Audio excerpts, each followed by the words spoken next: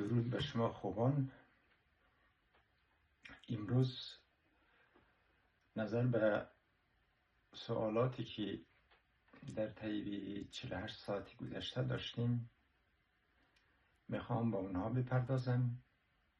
سوالها بیشتر در مورد اطلاعیه‌ای بود که برای برگزاری کلاس های تافل و آیلتس رسانه‌ای شده بود. سوالهایی در این مورد داشتیم که یکی یکی به اونها پرداخته خواهد شد. یکی از سوالها در مورد فایده تافل و آیلتس بود. یعنی یکی از دوستان پرسیده بود که این مدرک چی فایده ای دارد. با کمال احترام به اون عزیز به عرض همه میرسانیم که فایده تافل و آیلتس بیشتر در فضای بین المللی مطرح است. کسانی که میخواهد در بازار کار یا تجارت در کشورهای دنیا فعالیت داشته باشد لازم است به زبان انگلیسی اشرافی کامل داشته باشد.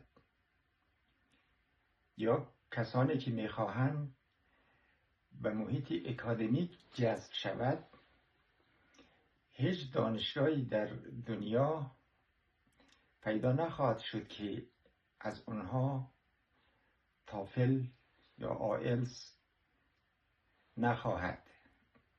منظور کشورهای تنها انگلیسی زبان نیست. و غیر از حوزه تمدنی پامیر، بیشتر کشورهای دیگر این مدرک را از داوطلب تمام مقاطع دانشگاهی میخواهند.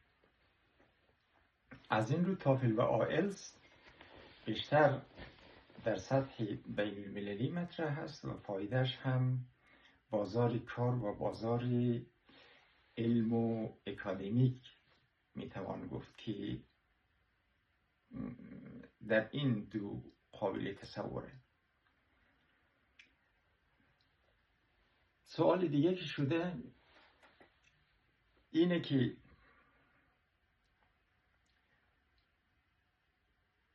تافل و آیلتس چه تفاوتی با هم داره.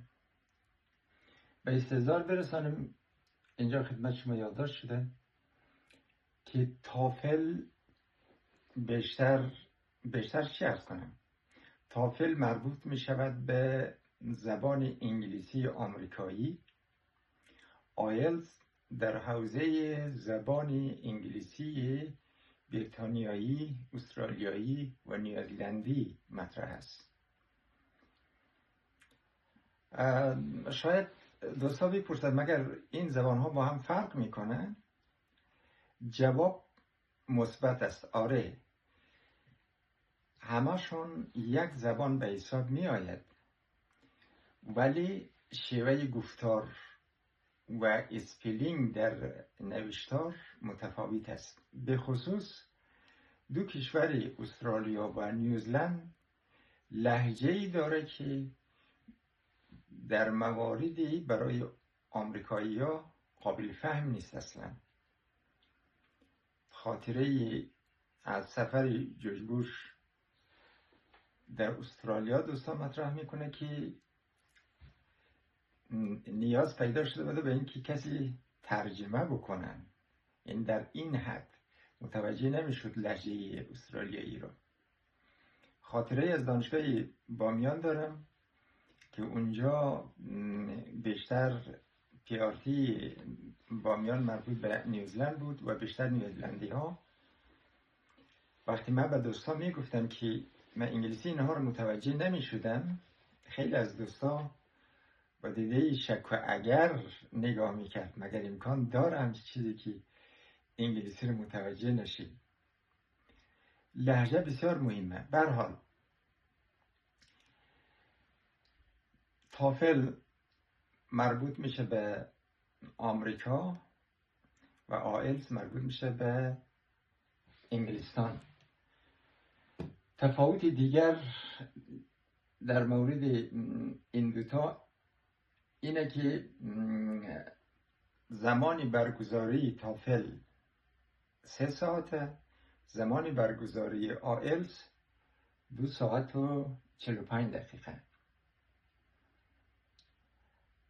شیوه سوالات هم متفاوته.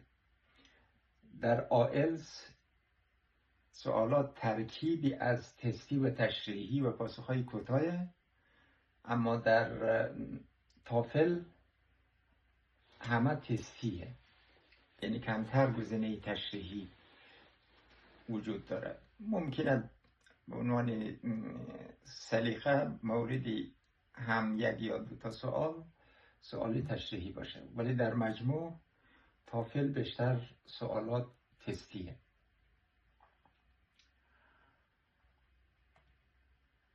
سوال دیگر در مورد تعریفی تافل و آیلتس بود، یعنی چی کسی را میتونن بگیم که مستحق تافل و آیلتس است، یا تافل و آیلتسی که داره چی معنا داره؟ معناش اینه که این آدم در 4 مهارت نوشتاری، گفتاری، شنیداری و خوانداری مسلطه و انگلیسی را در این 4 مهارت کاملا یاد داره و میتونه به تعبیر خودمانی از پسشون بر بیاد.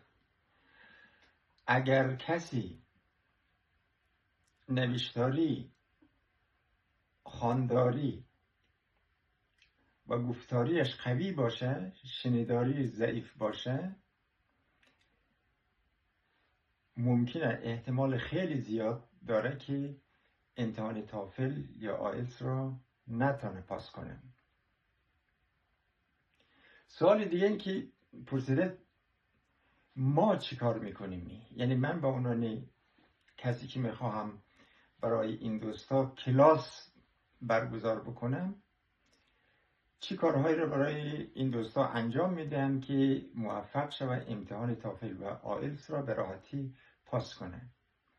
به عرض این عزیزان برسانم که من هیچ کاری، یعنی هیچ به این معنا که فقط با هم میشینیم سلسله سوالاتی را که در گذشته در امتحان تافل و آیلتس آمده بوده فراهم میکنیم، با هم میشینیم گپ میزنیم، اون سوالات را حل میکنیم و سوالا هم در حوزه 4 مهارتی گفتن، نوشتن، صحبت کردن و خواندن هست. دیگه ما کاری بیشتر از این نمیتونیم بکنم. دلیلش هم اینه در طی 3 ماه کسانی میتونه واجد شرایط باشه که انگلیسیش در حد متوسط باشه لااقل. یعنی کسانی که انگلیسی خیلی ابتدایی رو تجربه میکنه سخته برایشون که بتونه در این کلاس شرکت بکنه و سخت‌تر هم اینه که بتونه امتحان تافل یا آیلتس رو پاس بکنه. به خصوص سرعت بسیار مهمه. در طی 3 ساعت یا 2 ساعت و 45 دقیقه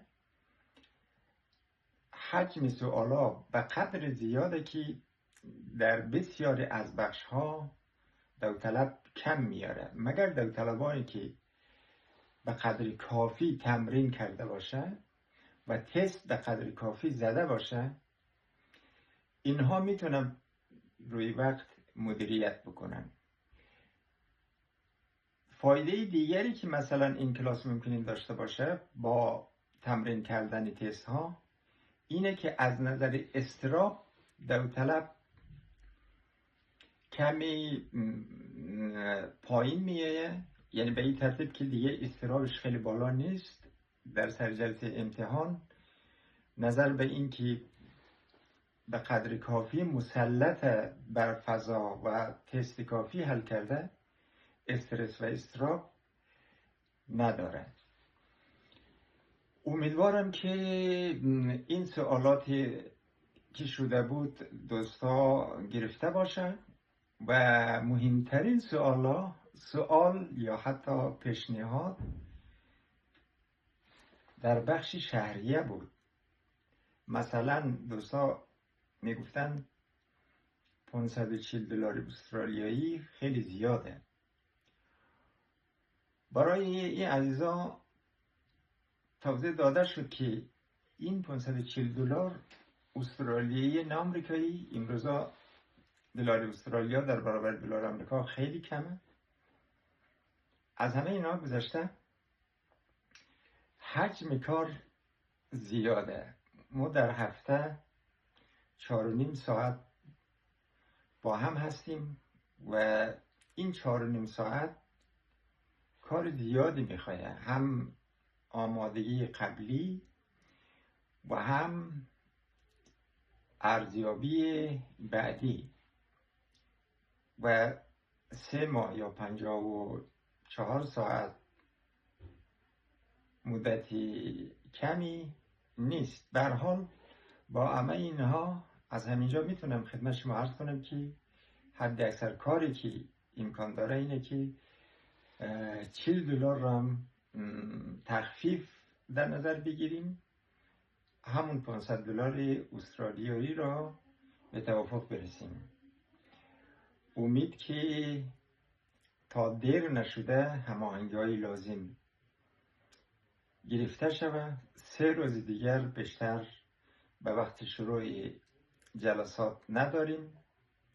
وعده ما با دوستانی که کارشان نهایی شده اول جولای، سه‌شنبه اول جولای 6:30 صبح به وقت کابل. موفق باشید.